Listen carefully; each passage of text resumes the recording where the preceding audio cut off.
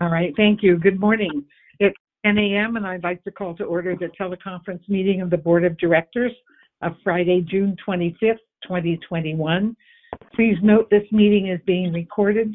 Madam Secretary, would you please call the roll? Before I welcome our Sorry about that. That's right. Francisco joining our board today. I'd like to introduce Anne-Marie Conroy, who was appointed to our board by Mayor London Breed, effective June 8th. Welcome, Ms. Conroy. Before I invite you to say a few words, I'll turn this back to the Secretary to complete your oath of office. So now, Madam Secretary, would you please proceed? Thank you so much. Sorry about that. Thank you, President Farr.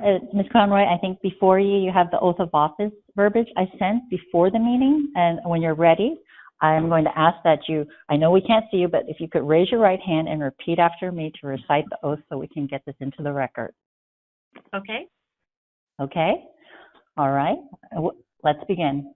I, Anne-Marie Conroy, do solemnly swear I, Anne-Marie Conroy, do solemnly swear that I will support and defend the Constitution of the United States that I will support and defend the Constitution of the United States and the Constitution of the State of California against all enemies,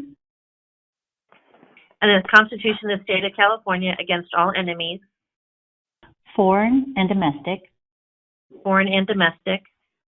that I will bear true faith and allegiance that I will bear true faith and allegiance to the Constitution of the United States to the Constitution of the United States and the Constitution of the State of California, and the Constitution of the State of California, that I take this obligation freely without any mental reservation or purpose of evasion,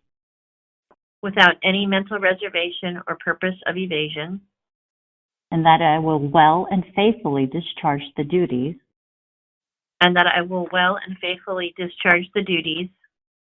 upon which I am about to enter, and during such time as I hold the office of Director of the Golden Gate Bridge, Highway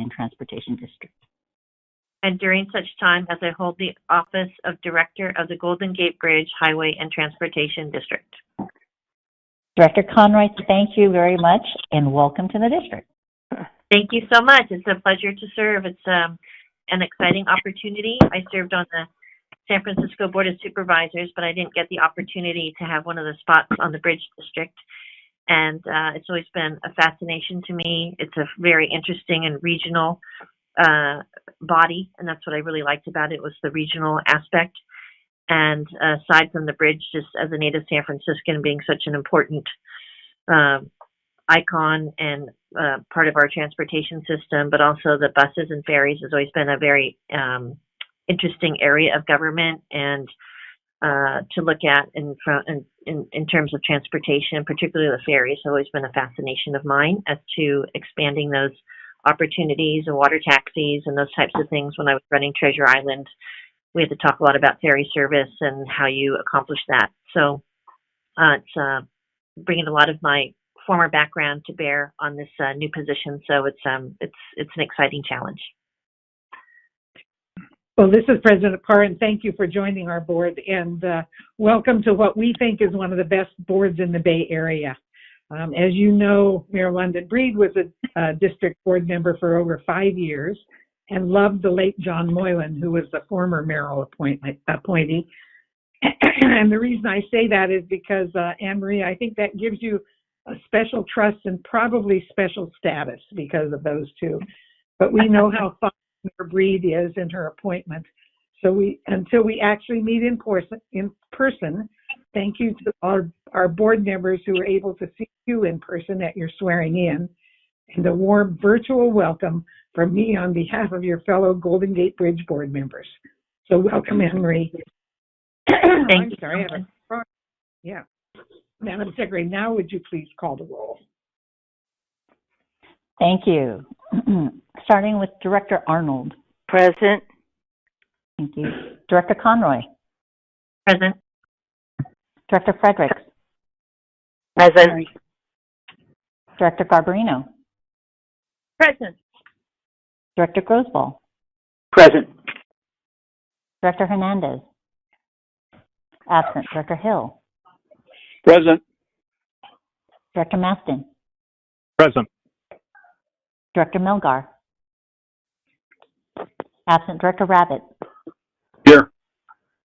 you. Director Rodoni, Here. Director Snyder, Present. Director Stephanie, absent. Second Vice President Cochran, Here. First Vice President Tirio, absent. And President Parr. Present. Thank you. You have a quorum. I'm going to confirm that staff is on the line. Dennis Mulligan, you here? Present. Joe Wire? Yes. Thank you. Ava Barr Verbiage? Present. Thank you. Kim Nolias? Good morning. Thank you. Steve Miller? Not on the line. Mona Babauta? Present. Thank you. Jim Swindler? Present. And Kelly Hopper? Morning. Great. Thank you. That confirms everyone on the line. Thank you so much. And I wanted to thank everyone again for joining us this morning, and we appreciate your continued patience as we continue to conduct our business in this matter. I'll be asking board members if they have any comments or questions on the agenda items. And if there are questions, the secretary or I will call on you accordingly. After the discussion, we'll be taking the appropriate roll call vote. If you're not speaking, as always, please remember to mute your phones to minimize the noise on today's call. And remember to unmute when you're speaking. Each page of the meeting packet is numbered at the bottom right-hand corner to help in following along. So with that, Director Arnold, would you please lead us in the Pledge of Allegiance? Yes, thank you. I pledge allegiance to the flag of the United States of America and to the republic for which it stands, one nation, under God, indivisible, with liberty and justice for all. Thank you so much. Madam Secretary, would you please continue with the next agenda item? Thank you. We're going to move on to public comment for any and all items on today's agenda. So if anyone on the line wishes to speak on an item, you don't have to wait for the item. It's going to be a kind of a long meeting, so we're going to speak to it now. Justine is actually on the line assisting today to moderate our public comment line. So Justine, could you please introduce our first speaker? Certainly. Good morning. Our first speaker is Manuel Gamboa. Mr. Gamboa. Hello. Good morning, Mr. Gamble. Good morning. Good morning. Most of you know who I am, and I don't want to waste much time since there's going to be a long meeting. But I just want to thank you guys for continuing working on the suicide deterrent. Like I said, you know, most of you know who I am. My son, Kyle, jumped off the bridge September of 2013. And so since then, his mother and I have been attending the bridge meetings, the board meetings, and asking for something like this to prevent family and acquaintances and other people that have to go through something like this. You know, whether it was intentional or accidental.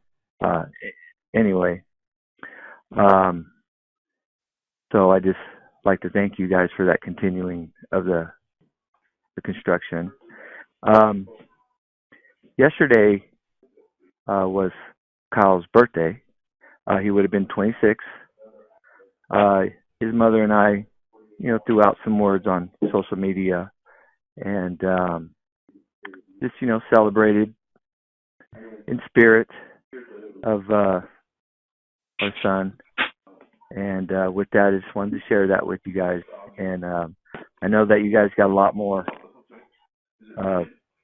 task ahead of you besides this suicide deterrent. So with that, I'll just say have a good weekend and thank you again. Thank you, Manuel, for always being there with us and being our consistent reminder that we have important things that we do for families. Okay, you're welcome. Our next speaker is Dave Rohde. Mr. Rohde? President Parr, board members, managers, and staff, good morning. My name is Dave Rohde. I'm with the Climate and Reality Project. I missed last month's board meeting, opting instead to speak to the Transportation Committee about the zero emissions bus rollout plan.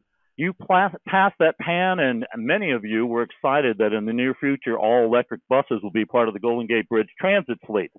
I had hoped to share your enthusiasm, but I couldn't. Your ZEB rollout plan doesn't call for the purchase of fully electric buses until 2026, 5 years from now. And meanwhile, in 2023, you'll be buying 23 new conventional diesel buses. I know they'll run on renewable diesel, but don't even get me started on that. The point is that your ZEB rollout plan barely meets the minimum standards required by the California Air Resource Board. It shows no initiative that reflects the climate emergency resolution you passed 2 years ago. And let me remind you again, you passed that resolution, not the state of California. At last month's transportation meeting, Bert Hill suggested that the ZEB rollout timeline can be accelerated.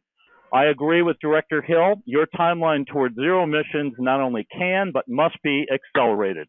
At future committee meetings and board meetings, every time you have the chance to make progress towards zero emissions vehicles, I implore you to do it. Find ways to make this happen sooner.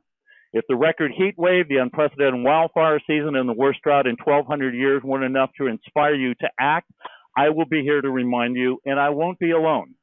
Director Arnold, I applaud your support for the Sunrise Movement rally at the Marin Civic Center the day before the group marched across the Golden Gate Bridge and into the city to demonstrate at Feinstein and Pelosi's office. The focus of the Sunrise Movement's 266-mile march to San Francisco was 1% equity for climate. I suggest that the Golden Gate Bridge District take the same tactic that we're asking the federal government and now the city and county of San Francisco to commit to. At least 1% of your overall budget to mitigate the impact of climate, to move with greater haste towards zero emissions. That means 1% more than you're already doing. Your ZEB rollout plan doesn't call for 100% of your bus purchases to be zero emissions until 8 years from now, which means you'll still be running diesel buses well into 2040. It will be too late by then. We don't have 30 years to address the climate crisis. We have 9. Temperatures and sea levels will continue to rise. Droughts and hurricanes will increase in volume and intensity. Our forests will continue to burn. Do you really want to keep contributing to the carbon emissions that are causing all this? I don't think so.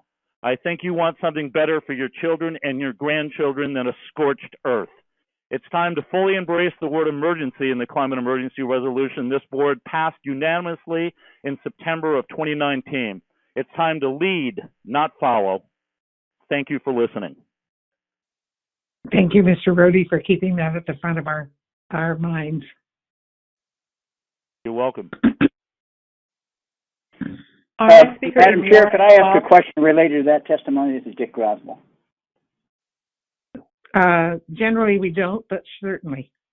Well, I can wait for the general manager. It was going to go to the general manager. I can wait. That's fine. Our next speaker is Warren Wells. President Parr, members of the board, staff, my name is Warren Wells. I'm the Policy and Plan Director for the Marin County Bicycle Coalition.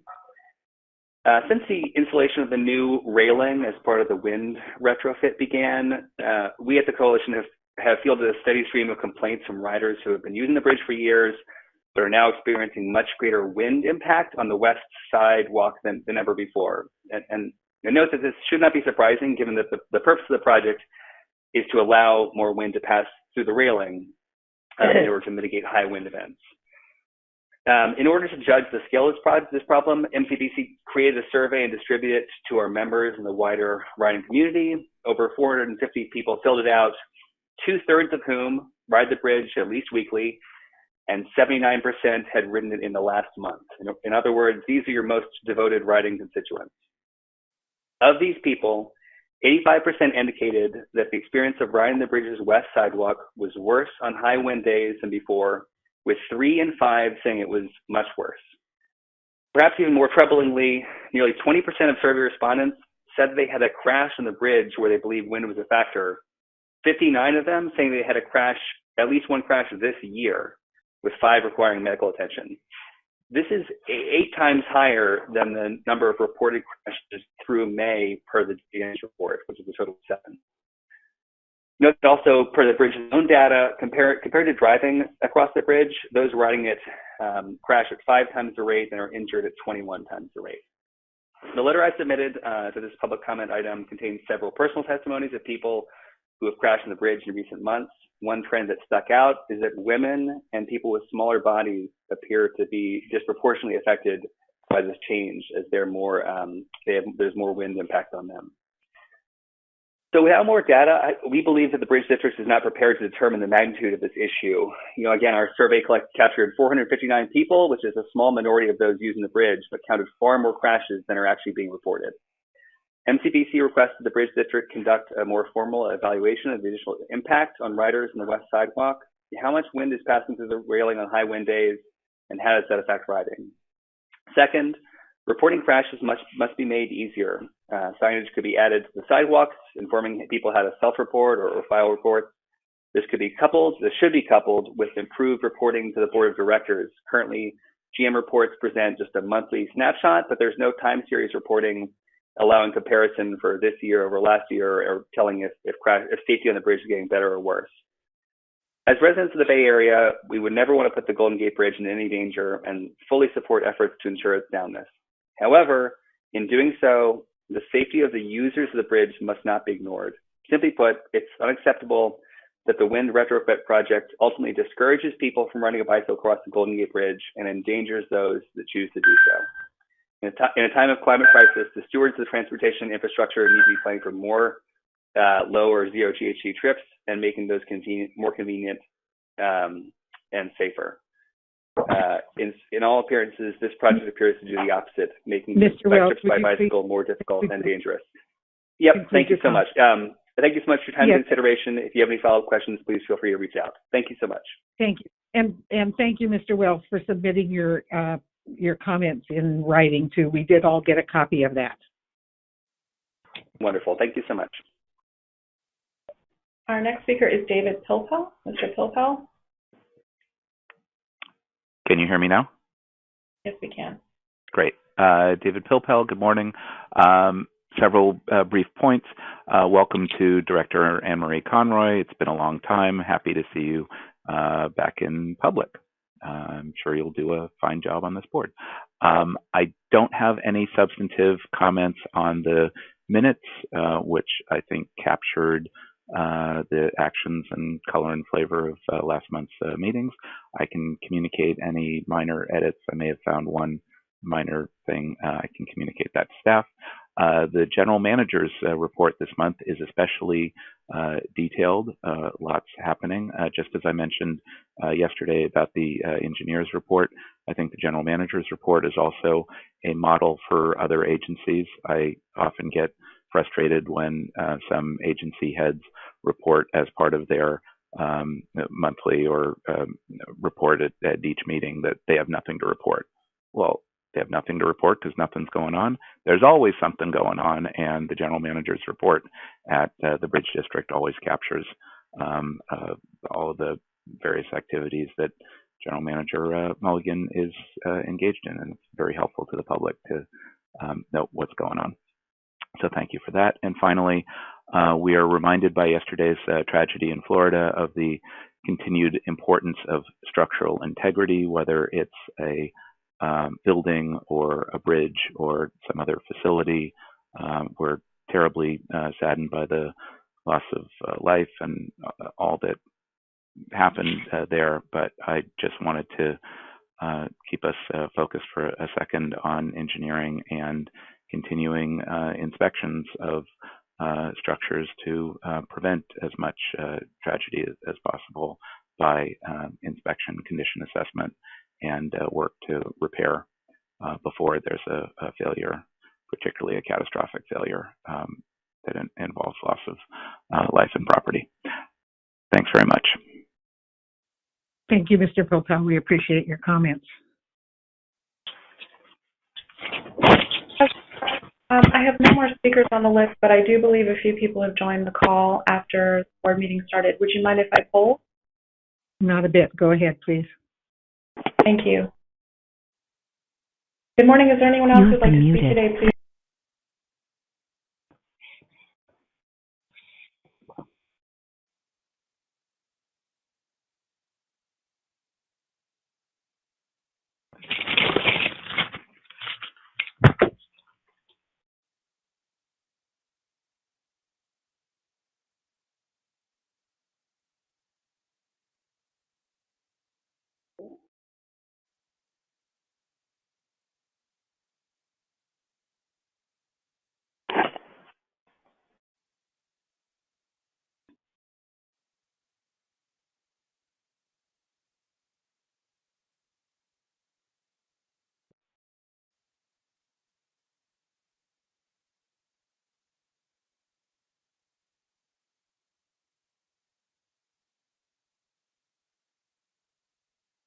Mute off.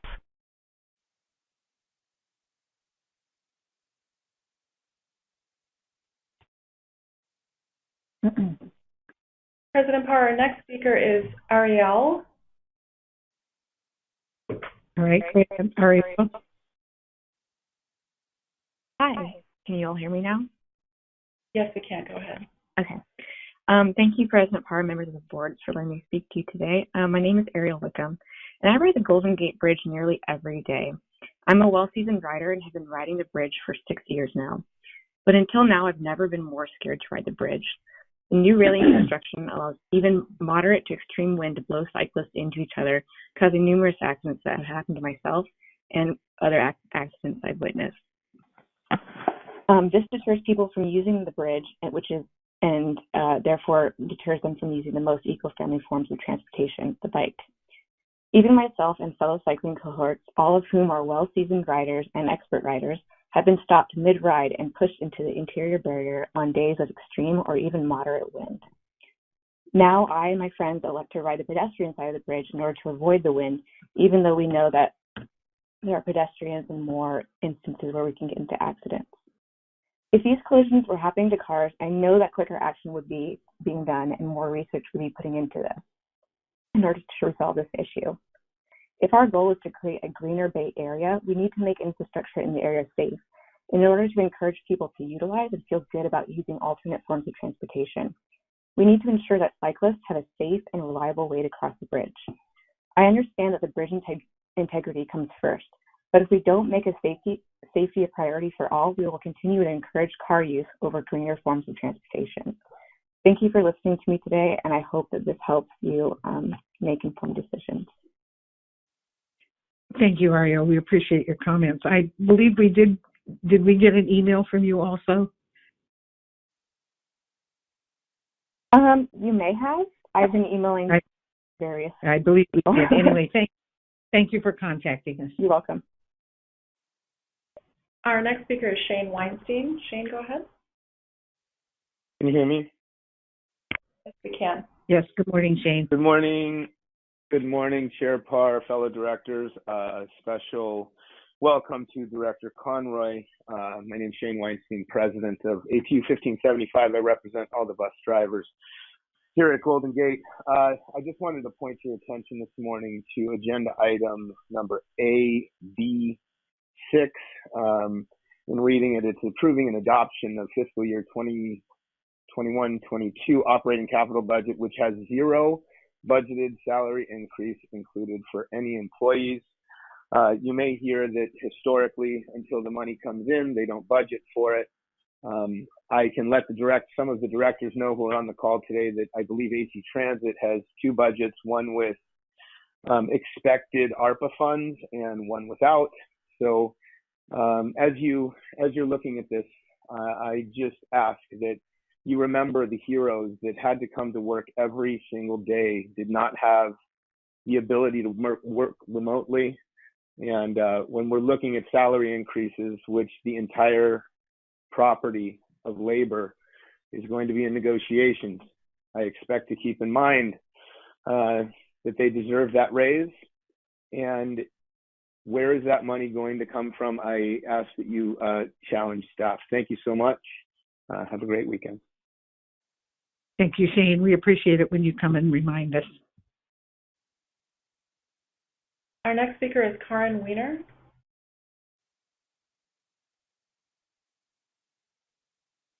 Hello, President Parr and the board members of the board. Thank you for having me. My name is Karen Weiner. I live in Sausalito and have been riding the Golden Gate Bridge since I was 15 years old, and I realized it was the best way to get to my friends in San Francisco. I now have a 3-year-old and I ride the bridge several times a week. Bicycling is my primary form of transportation. On May 1st, I was blown over by wind for the first time in my life on the bridge. And it was just such a surprising experience and scary and scary for my daughter. And so unfortunately now I'm in a position of having to negotiate rides across the bridge with a 3-year-old.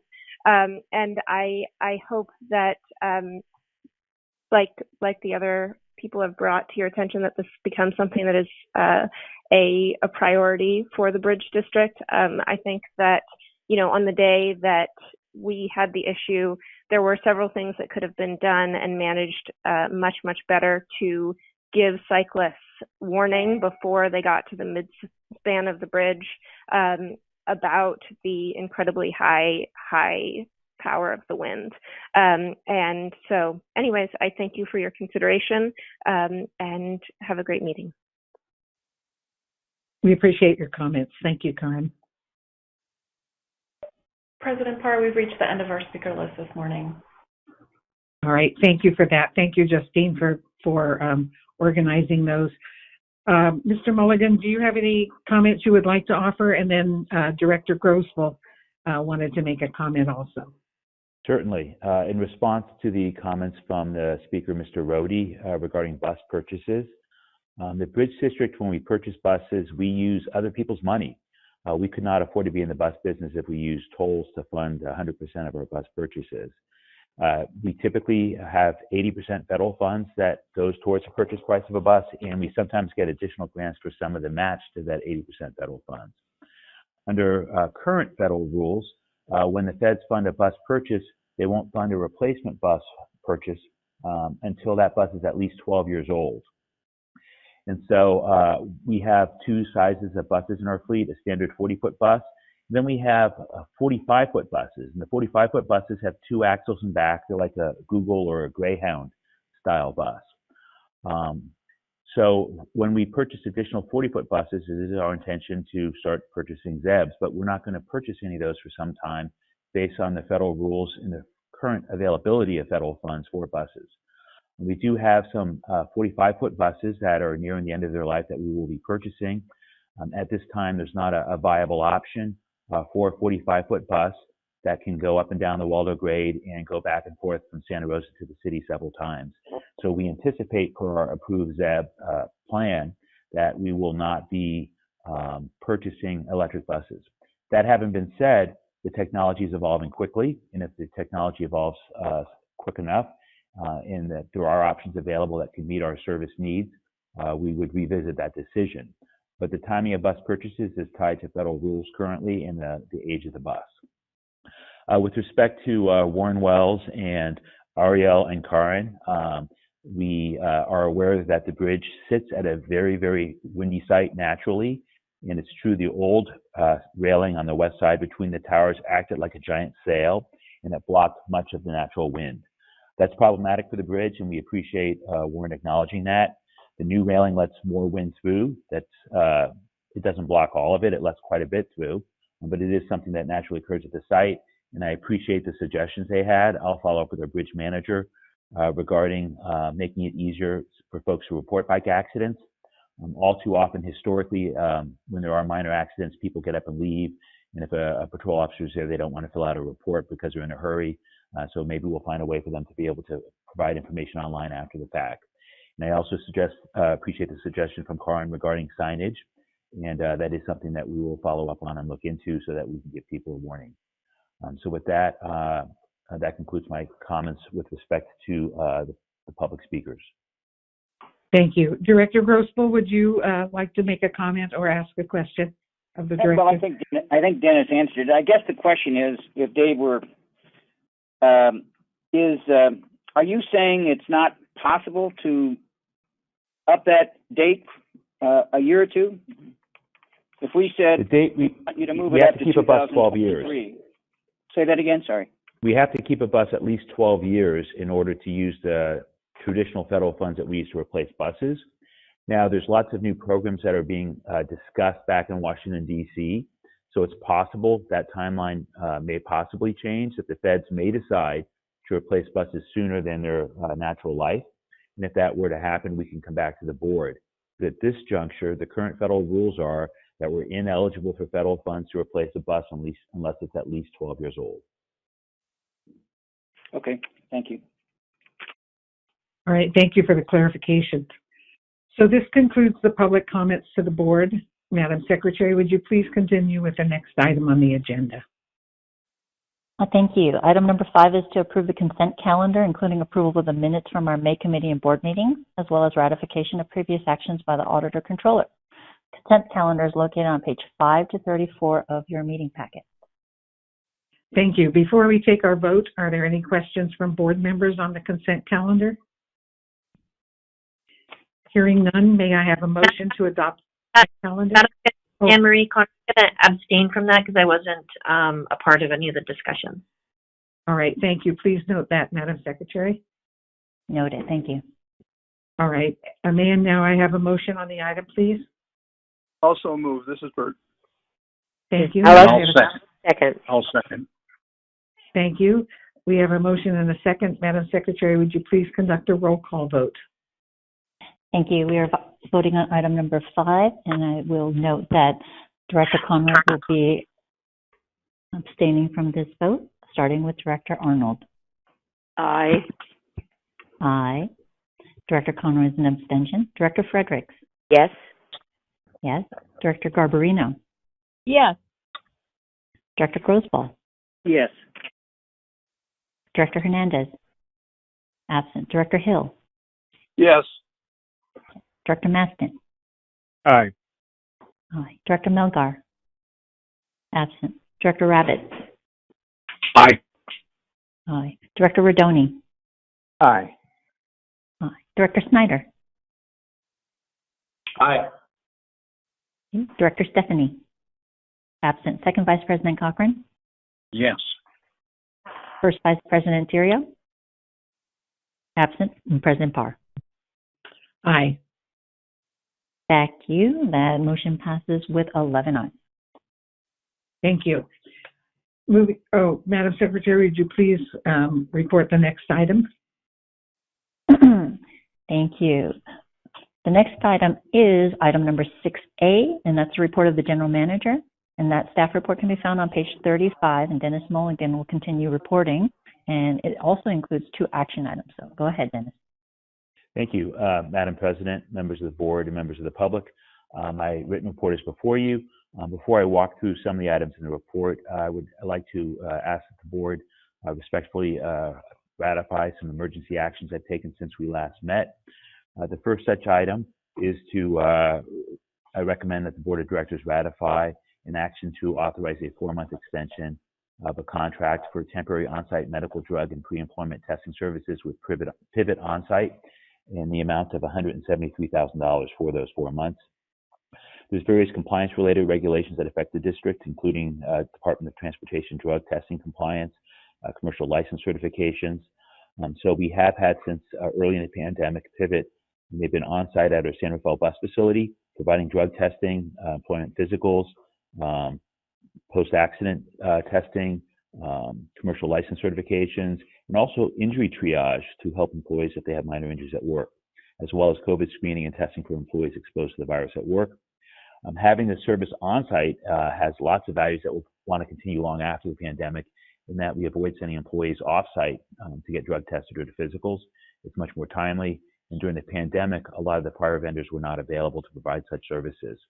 So I respectfully request that you approve or ratify the action that I took to extend this contract for a period of 4 months for a sum total of $173,000.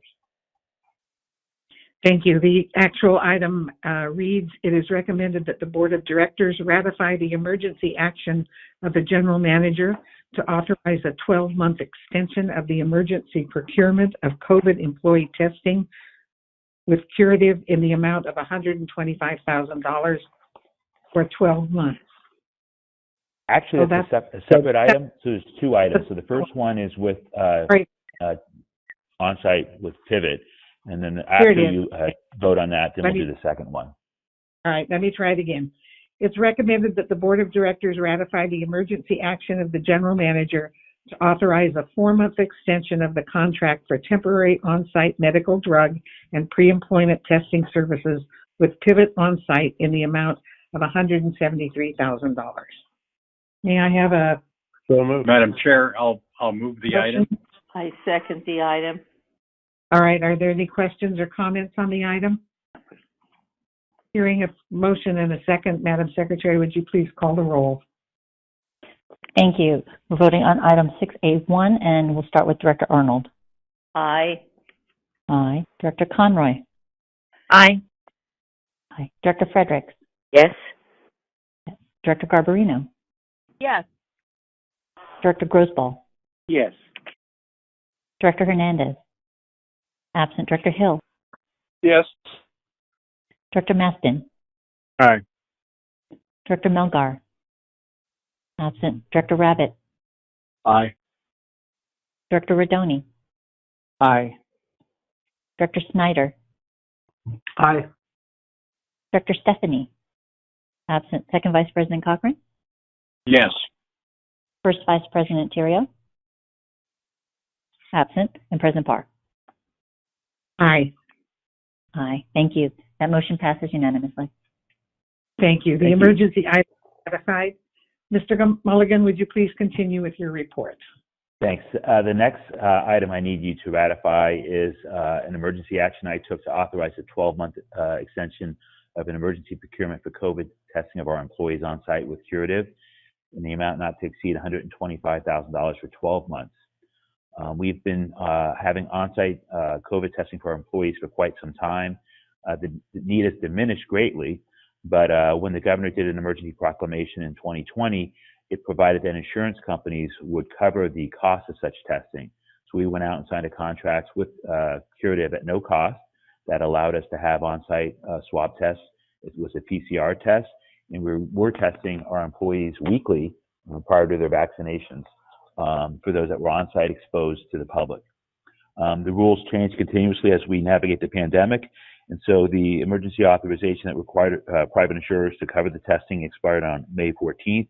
However, the need for us to potentially have to do COVID testing remains, particularly if there were to be an outbreak in the workplace. So we solicit price from 3 vendors. Curative offered the lowest price per test, and we've made some assumptions on the maximum number of tests that we would do per month. And we anticipate that number to go down with the passage of time, but we need the ability to have testing in place. And so I am respectfully requesting that you approve this emergency action that I took in signing this contract. Thank you. And now I'll read it again. It's recommended that the Board of Directors ratify the emergency action of the General Manager to authorize a 12-month extension of the emergency procurement of COVID employee testing with Curative in the amount of $125,000 for 12 months. Are there questions? May I have a motion, Director please? Hill, I have a question. Yes, go ahead, Bert. Go ahead. Now, this is for testing only. Does it include vaccinations? That's one. And 2, are we considering following the example of the city of San Francisco in requiring vaccinations of employees? Thank you. Sure. The first question is, the answer is no. This is just the testing. Vaccinations are free to anyone in the country. And we've made it easy for our employees to get vaccinated. So the answer is no, this does not include vaccinations. This is just COVID testing. It allows us to be in compliance with OSHA regulations for employers. if an employee gets exposed to COVID or tests positive for COVID. With respect to your second question, at this juncture, we have not made a determination to mandate that all of our employees be vaccinated to be on site. We have had numerous discussions on that internally, but at this juncture, we are not proceeding in that direction. Thank you. Thank you. Are there other questions or discussion items? Hearing none, may I have a motion on the item, please? Also move. This is Bert again. Second. All right. Chris. Sounds as though motion and a second. Madam Secretary, did you sort that? I sure did. Okay, thank you. Would you conduct a roll call vote, please? Thank you. It's actually, we have a first from Director Hill and a second from Director Rodoni for item 6A2, and I'm going to start with Director Arnold. Director Arnold? Aye. Thank you. Director Conroy? Aye. Aye. Director Fredericks? Yes. Director Garbarino? Yes. Director Grosball? Yes. Director Hernandez? Absent. Director Hill? Yes. Director Maston? Aye. Director Melgar? Absent. Director Rabbit? Aye. Director Rodoni? Aye. Director Snyder? Aye. Director Stephanie? Absent. Second Vice President Cochran? Yes. First Vice President Theriault? Absent. And President Parr? Aye. Aye. Thank you. That motion passes unanimously as well. Thank you. That emergency item is ratified. Mr. Mulligan, please continue with your reports. Thank you, and thanks for approving those actions. In response to a request for mutual aid on Monday, June 7th, the Bridge District sent 8 bus operators to Santa Clara Valley Transportation Authority's bus facility in San Jose, and we operated VTA buses in regularly scheduled service. We're honored to be able to help the VTA family during this difficult time. You may recall they had a horrific mass casualty shooting event that occurred there. Many of their staff needed to attend memorial services for their friends and colleagues. So they made a mutual aid request, and we're grateful we were able to respond. I want to thank our bus division staff. We had countless drivers volunteer, and I want to thank Mona Babauta for her leadership. She runs our bus business, and Haitham, who worked closely with her. And also I want to thank our operators, especially those who volunteered to assist. And I would be remiss if I did not thank the Amalgamated Transit Union Local 1575 for the cooperation in making this happen. Due to VTA's improving staffing levels, the mutual aid request concluded on June 15th. With respect to tolls, on March of 2019, the board approved a multi-year, a 5-year toll increase plan. So consistent with that, our tolls will be going up on July 1st. The fast track toll will go up by 35 cents, as will the invoice toll, while the pay-as-you-go toll will increase by 20 cents. Also in my report, I detail an issue that arose with fast track tolling in lane 6 that I sent a message to all the directors, and we reached out to the public and the press to make them aware of. And so we're going back and crediting those employees that were mischarged. With respect to the pandemic, during the week of June 6th, ridership was down on our buses by about 74%. So we only carried about 26% of our normal bus ridership, and our ferry ridership was down 93%. So we only carried 7% of our normal ferry ridership. Meanwhile, people were not flocking to cars to drive into the city because bridge traffic was down 21% during that same time period. It is important to note that that was the last full week prior to the reopening, and we're excited that Governor Newsom had a grand reopening of California on June 15th. That ended physical distancing. It ended capacity limits at restaurants, stores, and on buses.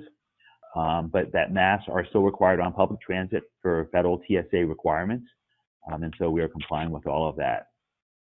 It's important to note with respect to bridge traffic, while it's down 21% during the morning commute period, 5 a.m. to 9 a.m. Mondays through Friday, bridge traffic is still down about 40%.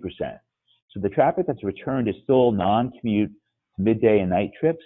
And so at this juncture, unfortunately, very few people are commuting from the North Bay to San Francisco for traditional work. But with the grand reopening, we look forward to adding service back in a measured way, commensurate with the return of our customers. We had a presentation yesterday from Ms. Dana Thaler with respect to a survey of our customers. That's very encouraging. Most of our customers are telling us that they will be back in the office between now and December. And the vast majority of them said they're not scared to ride Golden Gate Transit buses or Golden Gate ferries. So the challenge is to have them take that first step across the threshold, the first step onto a bus or ferry. So to encourage them to do that, the weekend of July 4th, which is July 3rd, Saturday, July 4th is Sunday, and July 5th, Monday, Golden Gate Transit buses and Golden Gate Ferry will be free.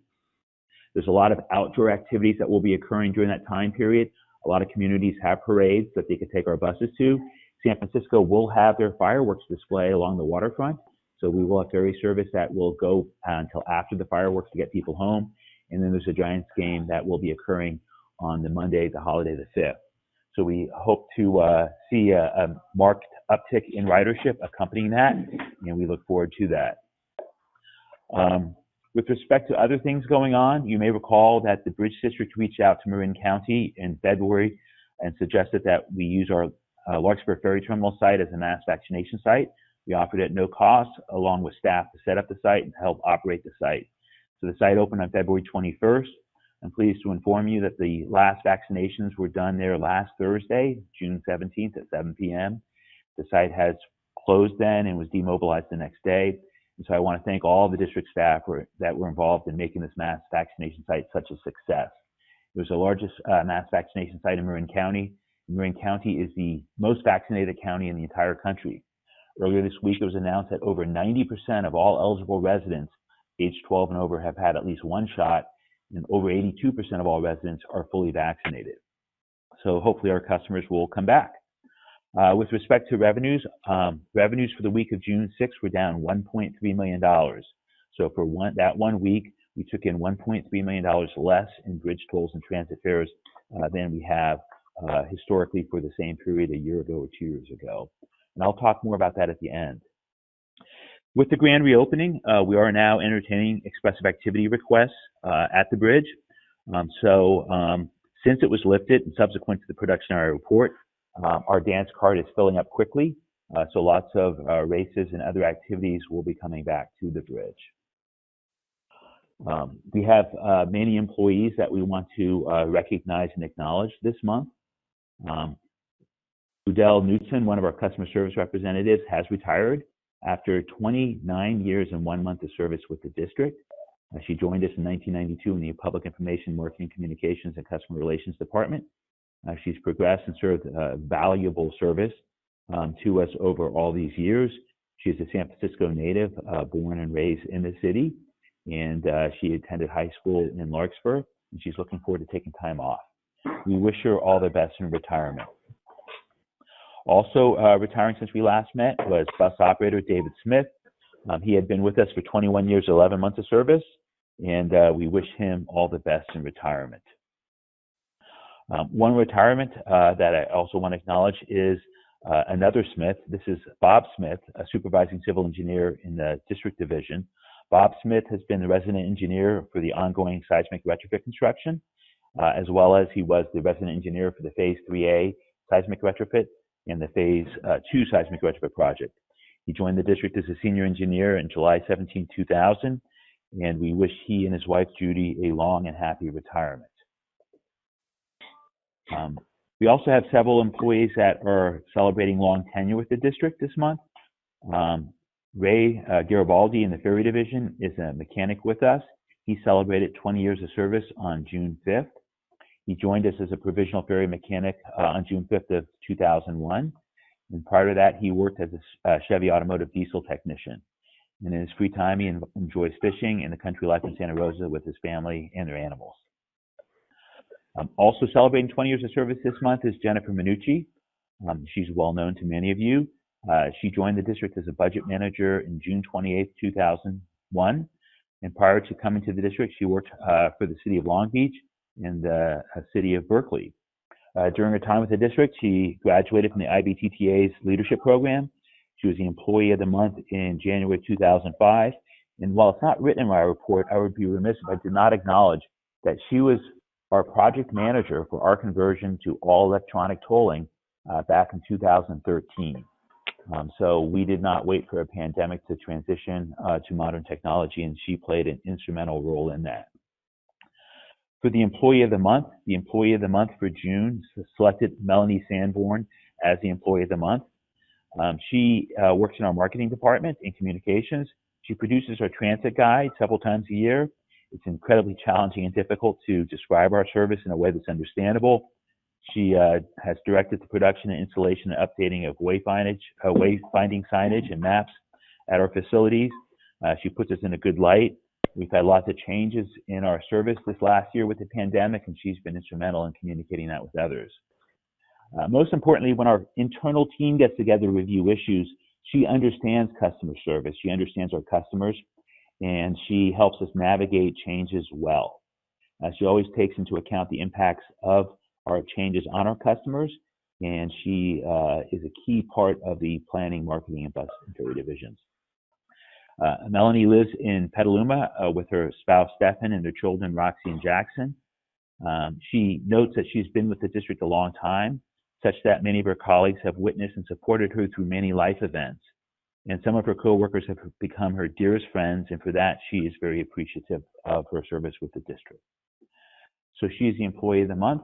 And normally I would conclude my report there, but now I would like to ask that you indulge me and turn to page 57 of your packet.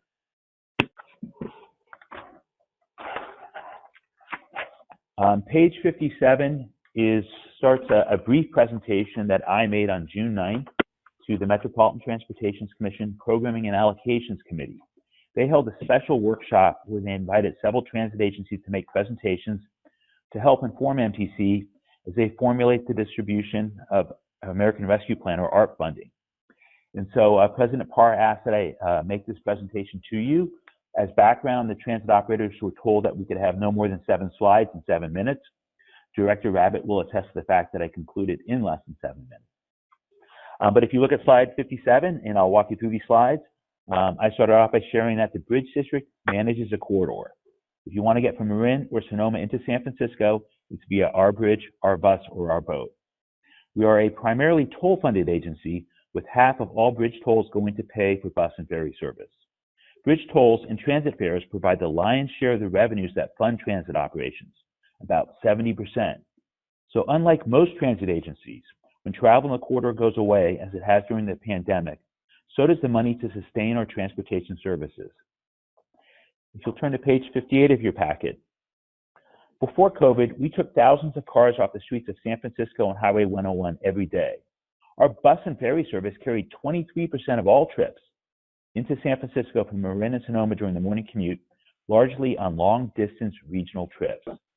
Long-distance trips are important because they contribute disproportionately to vehicle miles traveled and greenhouse gas emissions and congestion. Absent a focus on long-distance trips, the region will not meet its goals to reduce greenhouse gas emissions. A major focus of our service in the Golden Gate Corridor is making connections to other regional transit operators and doing so in a coordinated fashion.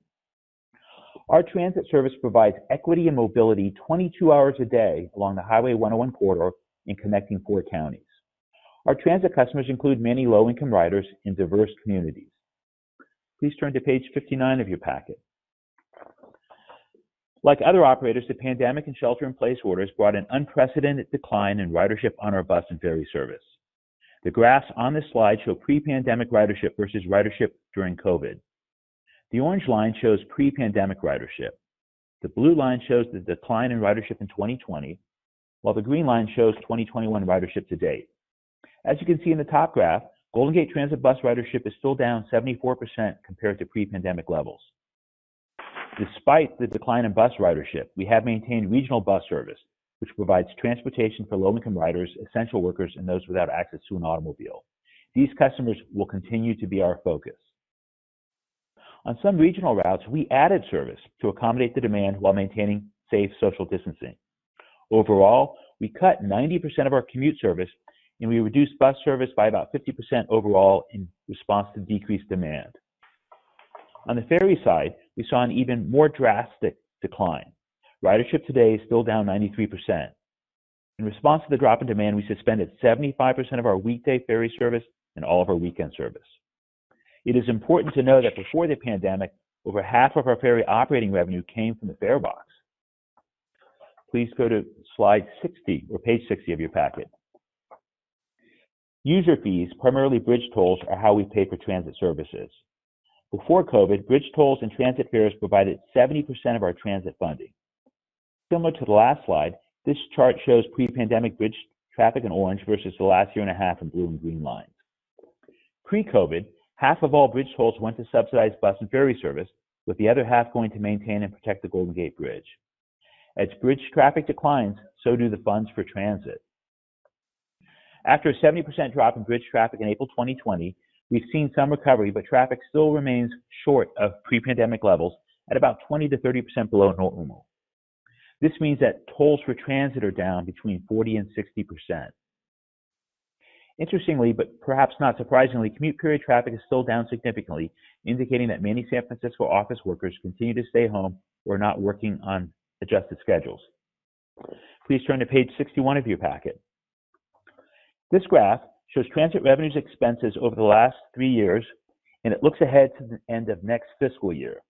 In the left-hand columns, you see our transit revenues by category, and the right column for each year shows the expenses. Before the pandemic, which is the leftmost column on this chart, you can see that the vast majority of our revenues come from bridge tolls, shown in orange, and transit fares, shown in yellow. As you move left to right, note that the green boxes represent federal funding that fill the gap left by toll and fare shortages. Unlike other operators, it's important to note that we receive no direct sales tax revenue. We depend on bridge traffic and ridership to fund our transit services. Even with a modest increase in travel in the quarter since last year, we are still losing between $1.3 and $1.5 million every week. We took deliberate efforts to cut costs in order to address declining revenues. We suspended a majority of our bus and ferry service. We transitioned staff to lower cost medical plans. We froze salary increases, except for one out of our 25 bargaining units who had been previously negotiated.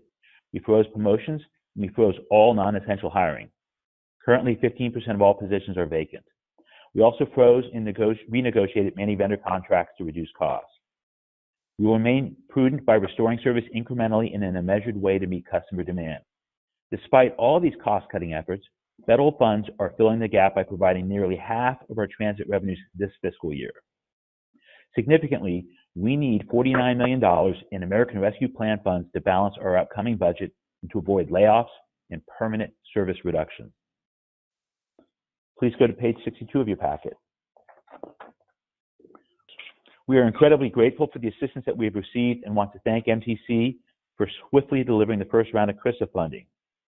Just 6 months ago, we were days away from laying off a significant portion of our employees and permanently eliminating about a third of our bus positions and 40% of our ferry positions.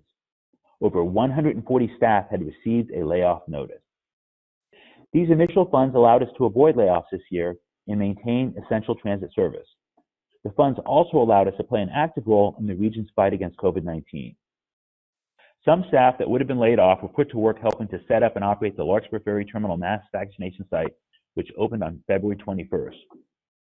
But without additional federal assistance for the upcoming fiscal year, we will very soon be facing the same difficult decisions of 6 months ago. Please turn to page 63 of your packet. In closing, it is clear that we are a COVID long hauler and will not be back to 100% of travel in the quarter anytime soon. We are unique among our peers in that we have no direct sales tax funding, and we will need funding beyond this initial allocation. By this time next year, we expect to see only a modest increase in bridge traffic and for bus and ferry ridership to remain well below pre-pandemic levels. Until we see a return of travel in the Golden Gate Corridor to near pre-pandemic levels, we will continue to face immediate and future financial challenges. The $49.1 million that we need this upcoming year represents 1/3 of our transit funding. Without additional ARP funds today and in the future, we will soon face difficult decisions to cut core transit service and lay off our dedicated employees. I thank you again for providing this opportunity to tell our story. That was the presentation that I made to MTC's Special Programming and Allocations Workshop. And with that, I'm available to answer any questions that you may have. Madam Chair? Yes. This is David Rabbit, and I just want to report as chair of the Programming and Allocations Committee. Dennis did a stellar job, as usual. Very much appreciate his advocacy for the bridge. I think the bridge has a very unique story to tell. The dollars that are in the American Rescue Plan Act for transit total $1.68 billion. I believe it's going to, although no decisions have been made outside of just some principles of the methodology, I do believe that it would be highly unlikely if it didn't go out in at least two tranches, probably two tranches, not more. And I also just want to say that 1.68 billion with the three total COVID relief packages, the CARES Act, CARISA, and now the ARPA, will total 3.9 billion to the Bay Area. This is the last one that we anticipate, and I think that's why there's just wanting to make sure that we get it right. The bridge is very unique in terms of dependency on tolls, fares, more so than some other agencies that are dependent upon sales tax revenue, which has in some areas hasn't declined as much. So it's a complicated equation going forward, but I do appreciate Dennis's advocacy and the job that he did in making that presentation. Thanks. Thank you for those comments, as we all do. And that was why I took the liberty of asking him to please make this presentation. A lot goes on behind the scenes. It takes a lot of staff time and a lot of organizational time and a lot of time on the part of the board members to make sure that we're fairly represented and that people understand our story. So we appreciate that. Are there other comments or questions on the General Manager's report? If not, Madam Secretary Hill. Oh, yes, go ahead, Director Hill. I just wanted to observe that as we talk about this transition period, if we start achieving the climate goals between now and 2030 that we're looking at, there's a high likelihood that this will be more and more permanent as a result of that. There'll be less commuting, certainly by individual vehicles, single occupancy, and the increasing congestion management policies of the city of San Francisco. So I think his term about long haul, I think is very accurate, and we really need to start looking at alternatives. Thank you. Thank you. Are there other comments or questions? Hearing none, Madam Secretary, would you please introduce the next item?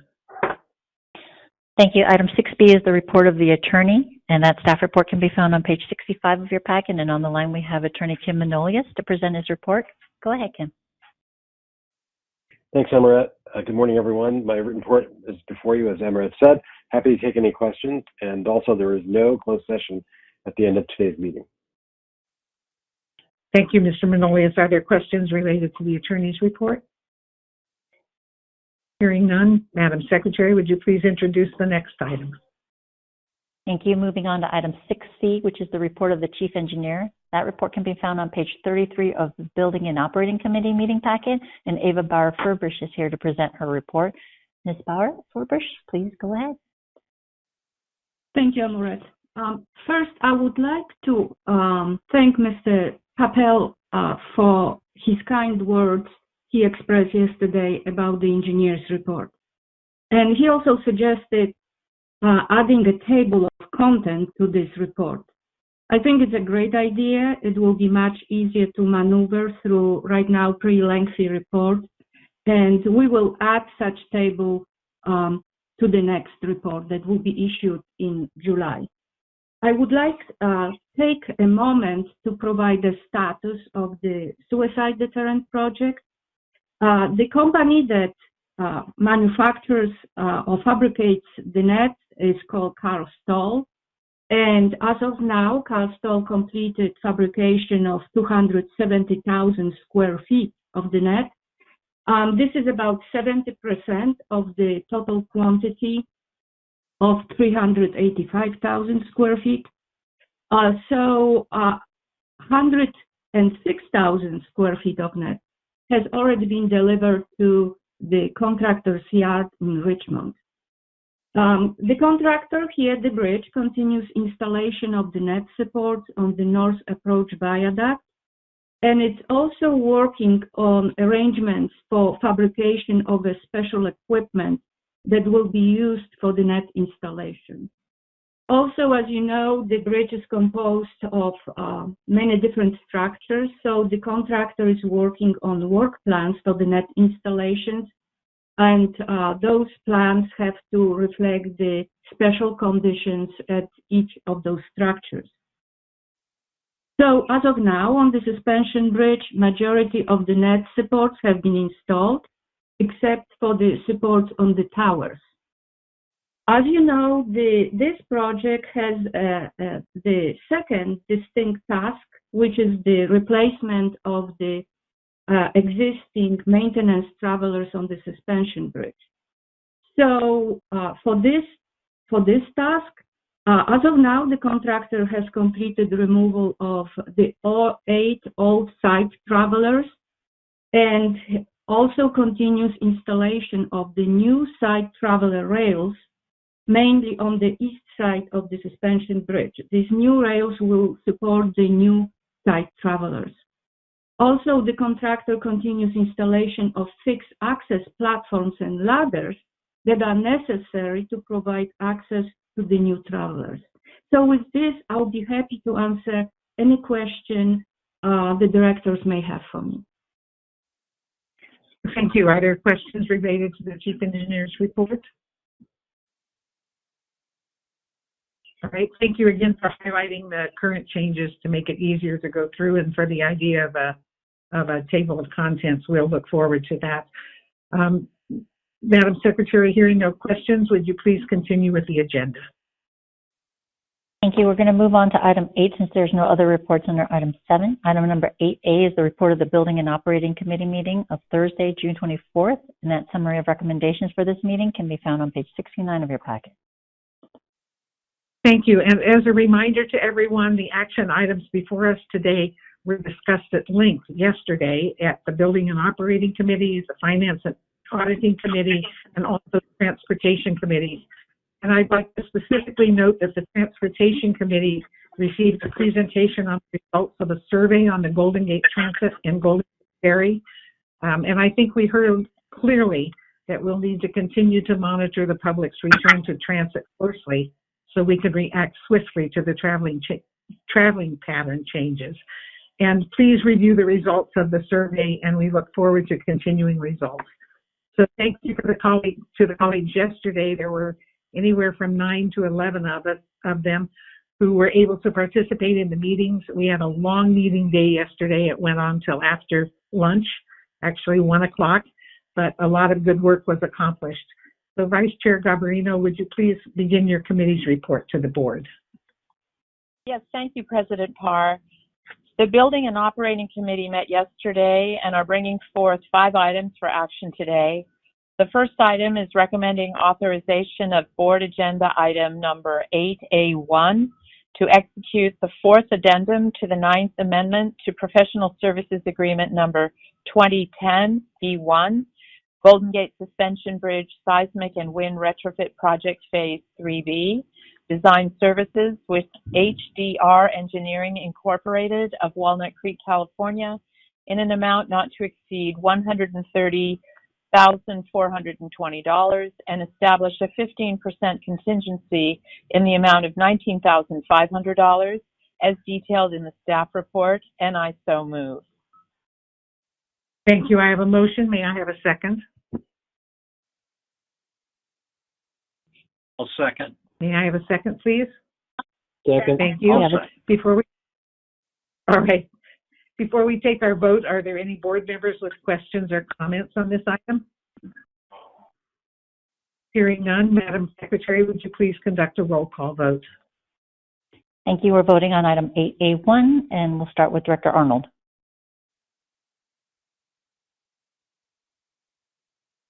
Aye. Thank you. Director Conroy. Aye. Director Fredericks. Yes. Yes. Director Garbarino. Yes. Thank you. Director Grosboll. Yes. Director Hernandez is absent. Director Hill. Yes. Yes. Director Maston. Aye. Aye. Director Melgar. Absent. Director Rabbit. Aye. Aye. Director Rodoni. is no longer on the call and absent. Director Snyder? Aye. Aye. Director Stephanie? Absent. Second Vice President Cochran? Yes. Yes. First Vice President Theriault is absent. President Parr? Yes. Yes, thank you. That motion passes with 11 ayes. Thank you. The item is adopted. Vice Chair Garbarino, would you please continue your report? Yes, the Building and Operating Committee is recommending authorization of board agenda item number 8A2 to approve the following actions as detailed in the staff report relative to the Golden Gate Bridge Physical Suicide Deterrent System Project 2. 1, authorize a $5,270,000 increase to finance through approximately November 2022 the district staff contract administration and construction engineering costs. And 2, authorize execution of the Second Amendment to Professional Services Agreement number 2018B7, Golden Gate Bridge Physical Suicide Deterrent System and WIN Retrofit Construction Scheduling and Claim Review Services with Secretariat International, Manhattan Beach, California, in an amount not to exceed $925,000 for continuation of expert construction scheduling and estimating and claim evaluation services through approximately November 2022. And 3, authorize execution of the Second Amendment to Professional Services Agreement number 2018B84, Golden Gate Bridge Physical Suicide Deterrent Field Inspection Report Services with Summit Associates of Concord, California, in an amount not to exceed $1,715,000 for continuation of field inspection services through approximately, again, November 2022, to be funded from Surface Transportation Program funds programmed by the Metropolitan Transportation Commission, and I so move. Second. Thank you. I do have a motion and a second. Are there any questions from board members on this item? Hearing none, Madam Secretary, would you please conduct a roll call vote? Thank you. Voting on item 8A2, starting with Director Arnold. Aye. Director Conroy. Pardon me? Yes, aye. Thank you. Director Fredericks. Yes. Director Garbarino. Yes. Director Grosbol. Yes. Director Hernandez. Absent. Director Hill. Yes. Director Maston. Aye. Director Melgar. Absent. Director Rabbit. Aye. Aye. Director Rodoni is absent. Director Snyder. Aye. Director Stephanie is absent. Second Vice President Cochran. Yes. First Vice President Theriault is absent. President Parr. Yes. Thank you. That motion passes 11. Thank you. The item is adopted. Vice Chair Garbarino, please continue with your report. Yes, the Building and Operating Committee is recommending authorization of board agenda item number 8A3 to approve the following actions relative to contract number 2020 F47, ferry fleet scheduled dry dockings and capital improvements, to authorize the general manager to approve change order number 1030 dated May 12, 2021 in the estimated amount of $505,621 for unanticipated work to repair the MV Mendocino, authorize an increase to the contract contingency from $459,701 to $1,231,637 to cover other miscellaneous change orders and or unexpected problems, and authorize a transfer in the Ferry Division capital budget in the amount of $1,250,000 from fiscal year 2021 Ferry Vessel Rehab Project, project number 2140, to capital improvements for Ferry Fleet Project, project 2040, to order to fund the change order as further detailed in the staff report and as concurred by the Finance Auditing Committee, and I so move. Thank you. I have a motion. May I have a second, please? Second, Rabbit. Thank you, Director Rabbit. Are there any board members with questions or comments on this item? Hearing none, Madam Secretary, would you please conduct a roll call vote? Thank you. We're voting on item 8A3 and starting with Director Arnold. Aye. Aye. Director Conroy. Aye. Director Fredericks. Yes. Director Garbarino. Aye. Director Grosboll. Yes. Director Hernandez is absent. Director Hill. Yes. Director Maston. Aye. Director Melgar. Absent. Director Rabbit. Aye. Director Rodoni is absent. Director Snyder. Aye. Director Stephanie. Absent. Second Vice President Cochran. Yes. Yes. First Vice President Terrio. Absent. And President Parr. Aye. Aye. Thank you. That motion passes 11-0. Thank you. The item is adopted. Vice Chair Garbarino, please continue with your report. Yes.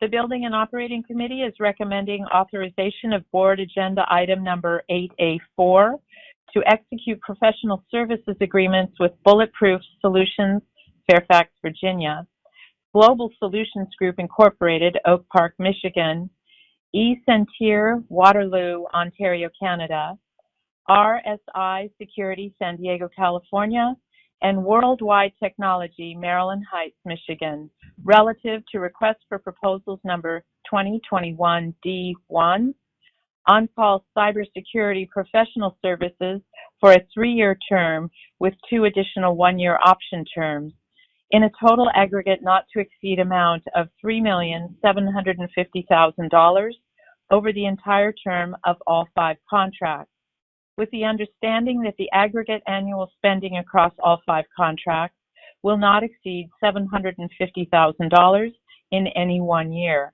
as detailed in the staff report, and I so move. Thank you. I have a motion on the item. May I have a second, please? I'll second it.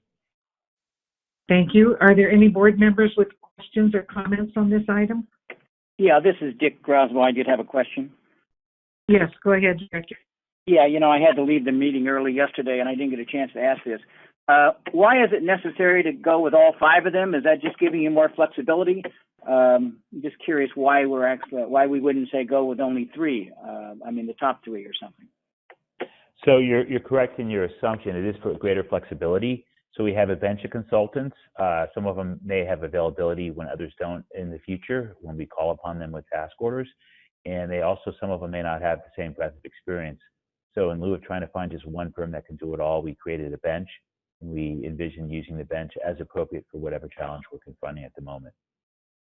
And one of them was a minority business, right? It was a small business enterprise, an SBE, that's correct. Yeah, okay. All right, thank you. All right, thank you for that question. Other comments or questions? Hearing none, Madam Secretary, would you please conduct a roll call vote? Thank you. We're voting on item 8A4 with a first from Director Garbarino and a second from Second Vice President Cochran, starting with Director Arnold. Aye. Director Conroy. Aye. Director Fredericks. Yes. Director Garbarino. Yes. Director Grosboll. Yes. Thank you. Director Hernandez. Absent. Director Hill. Yes. Yes. Director Maston. Aye. Aye. Director Melgar is absent. Director Rabbit. Aye. Aye. Director Rodoni is absent. Director Snyder. Aye. Director Stephanie is absent. Second Vice President Cochran. Yes. Yes. First Vice President Terrio is absent. And President Parr. Yes. Yes. That motion also passes 11-0. Thank you. The item is adopted. Vice Chair Garbarino, please continue with your report. Okay. The Building and Operating Committee is also recommending authorization of board agenda item number 8A5 to execute the third amendment to contract number 2017-D40, HASTUS 2017 upgrade with Gyro Incorporated of Montreal, Canada, in the amount of $614,357 for ongoing maintenance and support of the HASTUS transit scheduling system for a 3-year term support, and authorize the general manager to approve additional amendments to the agreement to allow for future years' annual recurring maintenance and support as detailed in the staff report, and I so move. Thank you. I have a motion on the item. May I have a second? Second. Second, Rabbit. Thank you. Are there any board members with questions or comments on this item? Hearing none, Madam Secretary, would you please conduct a roll call vote? Thank you. We're voting on item 8A5, starting with Director Arnold. Aye. Aye. Director Conroy. Aye. Director Fredericks. Yes. Director Garbarino. Aye. Director Grosboll. Yes. Director Hernandez. Absent. Director Hill. Yes. Director Maston. Aye. Director Melgar is absent. Director Rabbit. Aye. Director Rodoni is absent. Director Snyder. Aye. Director Stephanie is absent. Second Vice President Cochran. Yes. First Vice President Theriault is absent. President Parr. Yes. Thank you. That motion passes unanimously. Thank you. Vice Chair Garbarino, do you have anything further to report? Madam President, that concludes my report. Thank you very much. Madam Secretary, would you please continue with the next item on the agenda? Thank you. Item 8B is the report of the Finance Auditing Meeting of Thursday, June 24th, 2021, and that summary of recommendations for this meeting can be found on page 71 of your packet. Thank you. Chair Rabbit, would you please begin your committee's report to the board? Thank you very much, Madam President. The Finance Auditing Committee did meet yesterday and is recommending that authorization board agenda item 8B1 to authorize operating budget transfers in the amount of $450,000 or 0.2% of the total fiscal year 2020-2021 operating budget expenses as detailed in the staff report, and I so moved. Thank you. I have a motion on the item. May I have a second? I'll second it. All right. Can you sort that out, Madam Secretary? I sure can. All right. Are there any board members with questions or comments? Hearing none, Madam Secretary, would you please conduct a roll call? Thank you. Voting on item 8B1, starting with Director Arnold. Aye. Director Conroy. Aye. Director Fredericks. Yes. Director Garbarino. Yes. Director Grosboll. Yes. Director Hernandez is not joined us, is absent. Director Hill. Yes. Director Maston. Aye. Director Melgar, absent. Director Rabbit. Aye. Director Rodoni, absent. Director Snyder. Aye. Director Stephanie is absent. Second Vice President Cochran. Yes. First Vice President Theriault is absent. And President Parr. Aye. Thank you. That motion passes unanimously. Thank you. The item is adopted. Chair Rabbit, please continue your report.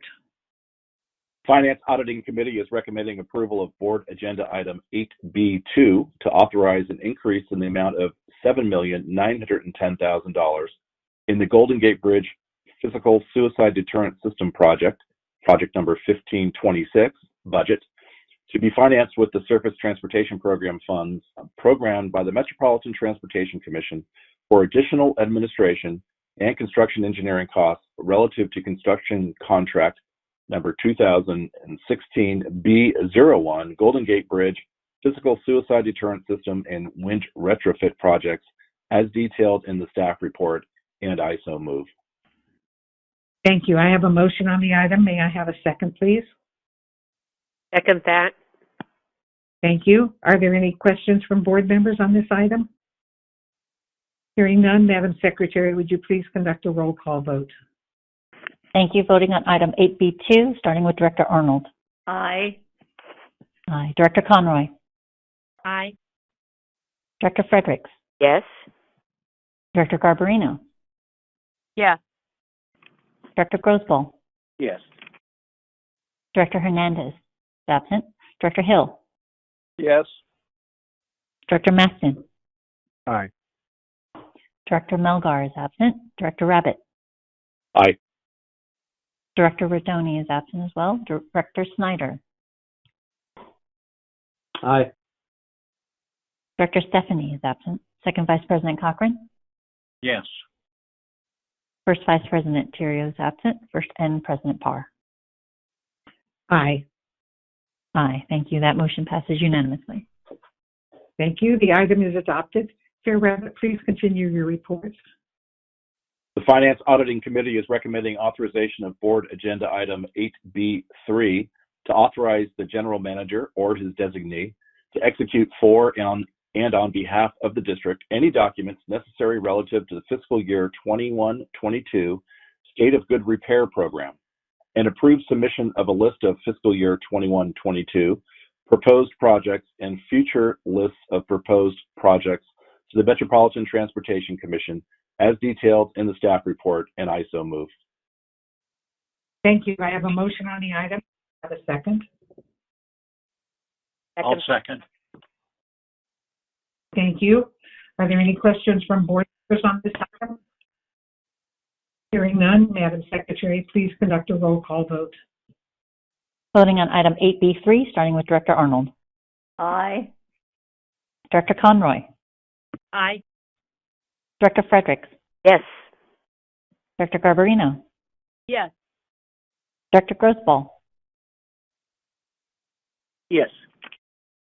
Director Hernandez is absent. Director Hill. Yes. Director Maston.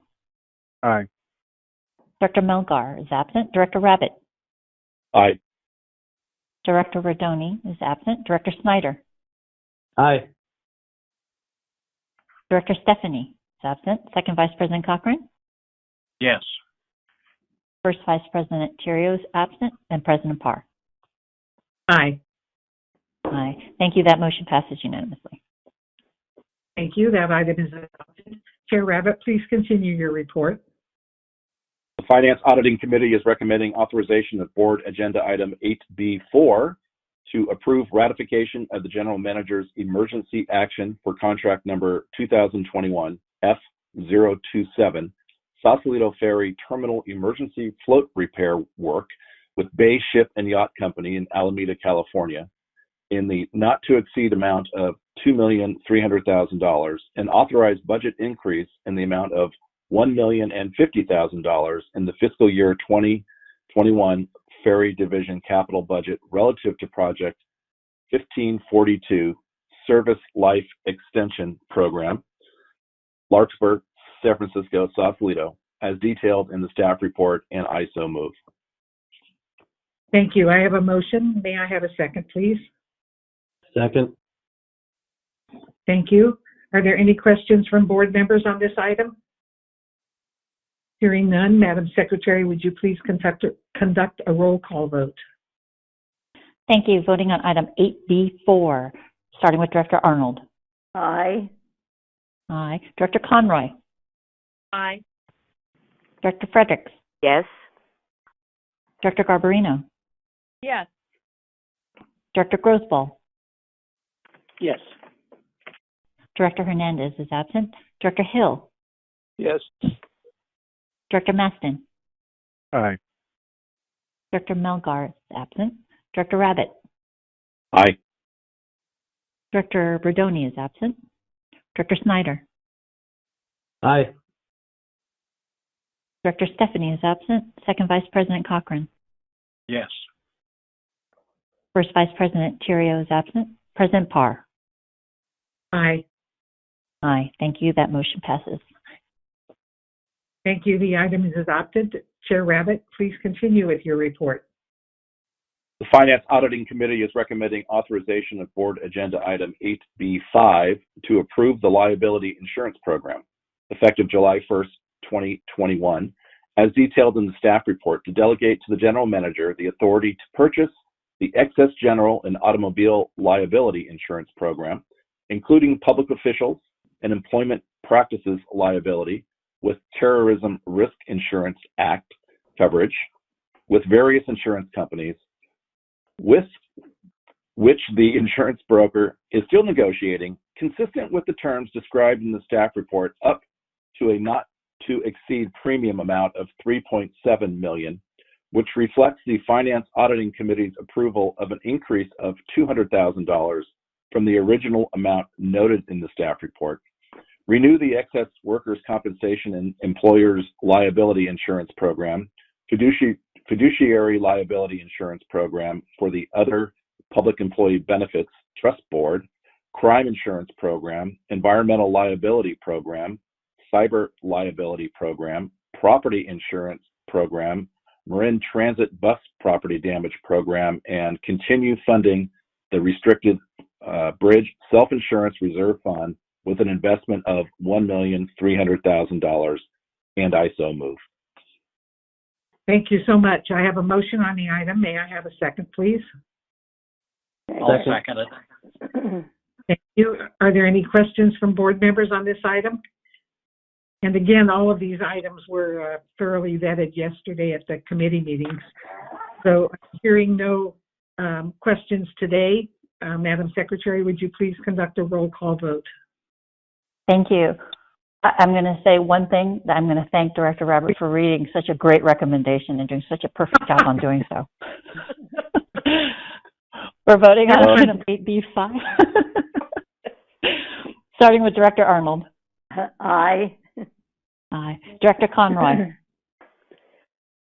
Aye. Thank you. Director Fredericks. Yes. Director Garbarino. Yes. Director Grossbull.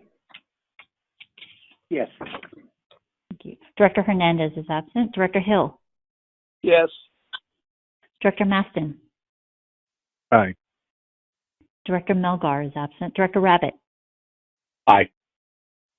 Director Rodoni is absent. Director Snyder. Aye. Director Stephanie is absent. Second Vice President Cochran. Yes. First Vice President Cherio is absent. And President Parr. Aye. Aye. Thank you. That motion passes unanimously. Thank you. The item is adopted. Chair Rabbit, please continue with your report. Finance Auditing Committee is recommending authorization of Board Agenda Item 8B6 to approve adoption of the fiscal year 21-22 operating and capital budgets, which has no budgeted salary increase included for any employees, since none have been negotiated, to authorize a capital contribution amount of $21 million and approve all other related actions as detailed in the staff report, and I so move. Thank you. I have a motion on the item. May I have a second? Second. Thank you. Are there any questions from board members on this item? Yeah, this is Director Grouseville. I did have one question. Go ahead. We did have one public speaker raise the question about this item. What will be the process? Let's just say you do get, I understand why you don't have it in this budget. I gather it has not been our practice to have two alternative budgets, as was suggested about what happened in Alameda County. But what will be the process once we do get that federal money? Will this be reconsidered by the board? This is Dennis. The budget contemplates the receipt of the federal money. With respect to the issue of pay raises, that's something that when it's negotiated and once it's approved by the board, then either the board will amend the budget or the board will look to us to have savings elsewhere that might cover those. But historically, we've only included in our budget items that are actually approved. And so that's a long-standing practice. It's also good government to not have hypotheticals. We don't know what the amount of any increases may or may not be. So the budget that you're adopting has a hole, but it's our expectation that that $49.1 million hole will be filled with American Rescue Plan funds, which MTC will probably allocate in their first tranche in the end of July. and we'll keep you abreast of that. But the budget that's proposed does not contemplate any increases because they have not yet been negotiated. And if they're negotiated, then they'll be addressed at that time.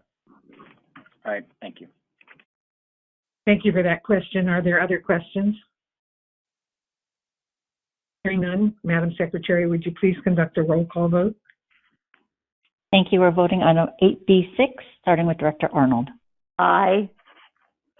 Director Conroy. Aye.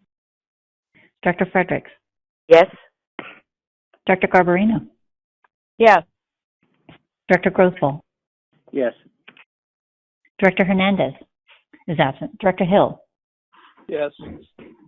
Director Maston. Aye. Director Melgar is absent. Director Rabbit. Aye. Director Rodoni is absent. Director Snyder.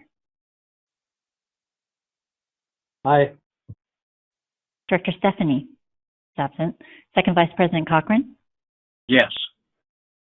First Vice President Theriault is absent. And President Parr. Aye. Thank you, everyone. That motion passes unanimously. Thank you. That item is adopted. Chair Rabbit, do you have anything further to report? Madam President, thankfully, I am done, and that concludes my report. Thank you, Chair Rabbit. Madam Secretary, please continue with the next item agenda. Thank you. Item number 8C is the report of the Rules, Policy, and Industrial Relations Committee meeting of Friday, June 25th, and that summary is found on page 73 of your pack. Chair Arnold, please begin your committee's report to the board.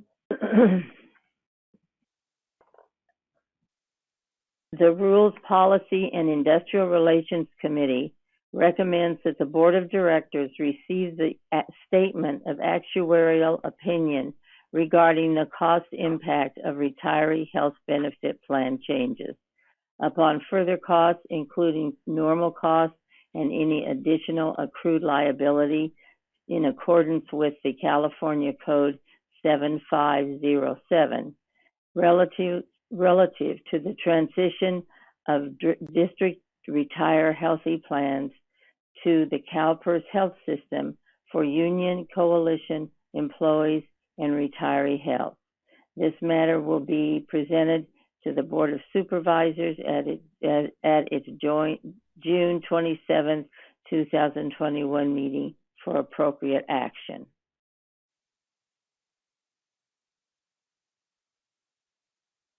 Thank you. We're going to, Director Arnold, if you could move that item. Oh, yes, sorry. Yes, and I so move. Thank you. All right, I have a motion on the item. May I have a second, please? Hill, yes. Thank you.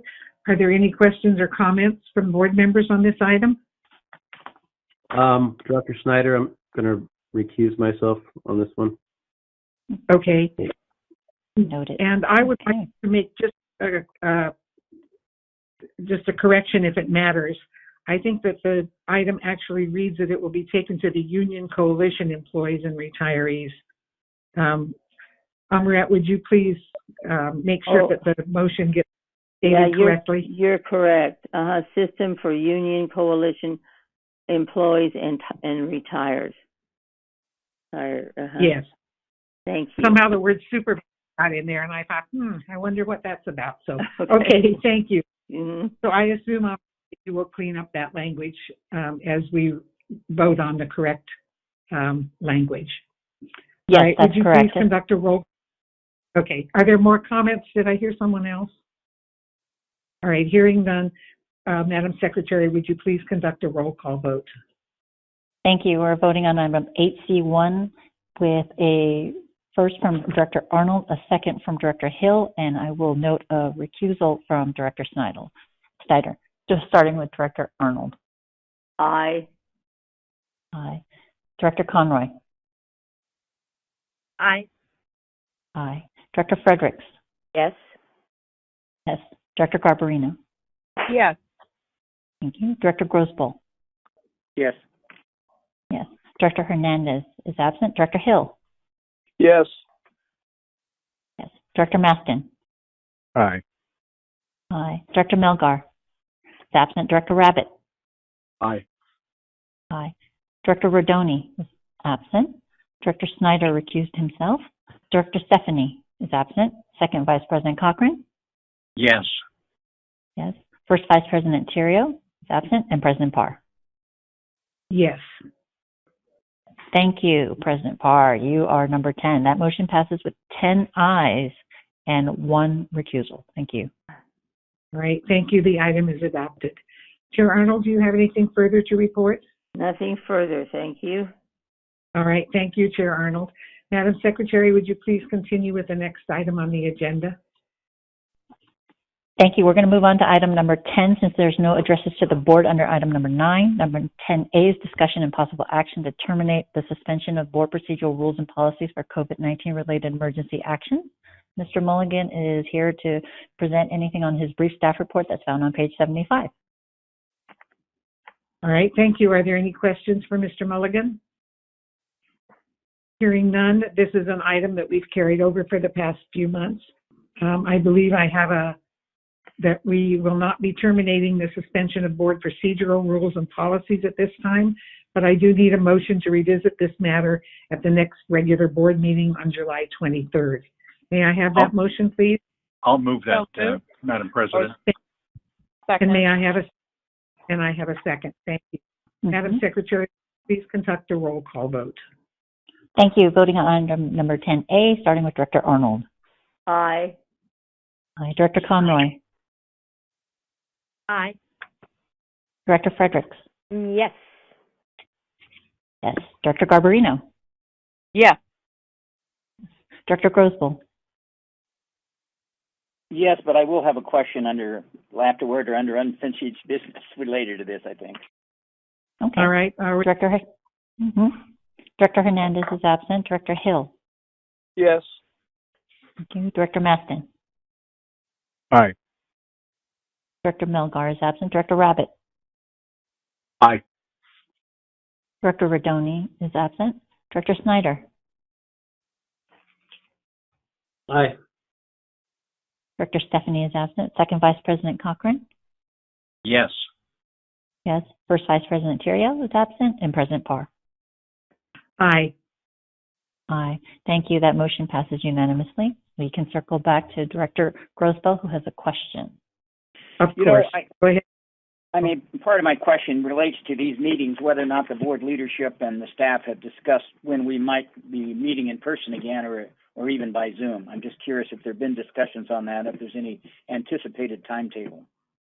There have been discussions. We have been operating under an executive order, like all public agencies, by the governor that amended or suspended certain provisions of the Brown Act, which is the open meeting law here in California. About a week ago, he extended the exemption till September 30th. And so we're very cognizant of that. And there's 3 bills in the legislature that would make permanent some of these provisions. I think there's been a recognition that it's easier for the public to participate in meetings remotely as opposed to having to show up at various public agencies. So I suspect the timing of the governor's extension of the executive order is to give the legislature the opportunity to perhaps move a bill. So under the current regulation, no later than September 30th, we would be back meeting in person, although we do anticipate some modifications. One thing to be note of, during the pandemic, various construction projects are taking place while things are quiet. For instance, we took the Sausalito float to the dry dock and repaired it. We closed our Novato bus yard and dug up the whole lot for a long-standing groundwater remediation project. And in that same vein, we have a project to replace the elevator in this building. It's a 1980 elevator, and it's past its service life, so it's currently not functioning. So when we come back live for the first couple meetings, we probably won't be at this location. The district secretary is looking for nearby sites where we could hold a meeting where they would be accessible, but we anticipate that to be this fall. All right, thank you for that. Are there other unfinished business items? Hearing none, we have reached, if you'll note that item number 13 is communications. We did receive some communication copies, and if you would like a copy of the actual communications, please contact the district secretary's office. So we've now reached the end of the agenda, and there are no further items to be presented. Thank you again to everyone's patience for today's meeting. We do have a lengthy